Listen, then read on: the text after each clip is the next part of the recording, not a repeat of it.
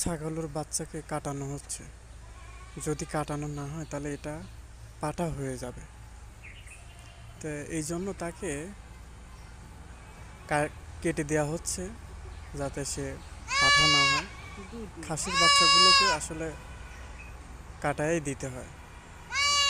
সবচেয়ে দুঃখের বিষয় হচ্ছে কি যে বাচ্চাটা কাটানোর পরেই মারা গেছে।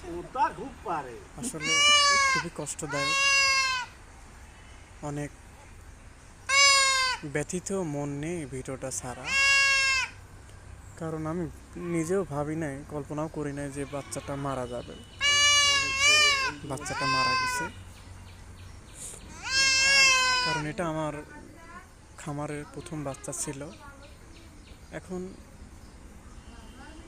কোন কারণে মারা গেল সেটা বলতে পারি।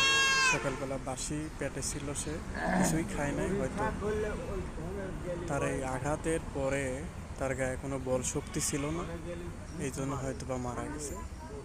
যাই হোক, হায়াত মৌত সবই আল্লাহর হাতে। ভুল থেকেই হয়তো আবার নতুন করে কিছু শিখলাম।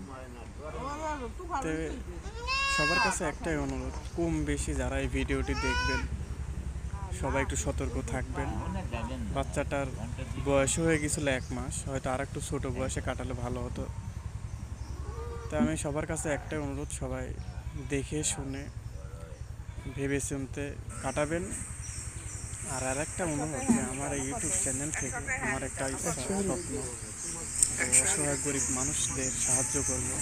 যদি এখান থেকে কোনো সময় ভালো কিছু হয়, তো যারা এই ভিডিওটি দেখবেন সবার কাছে আমার একটাই অনুরোধ, যে আপনারা আমার এই চ্যানেলটাকে সাবস্ক্রাইব করে দেন, যাতে আমি সেবামূলক মানুষের উপকার করতে পারি।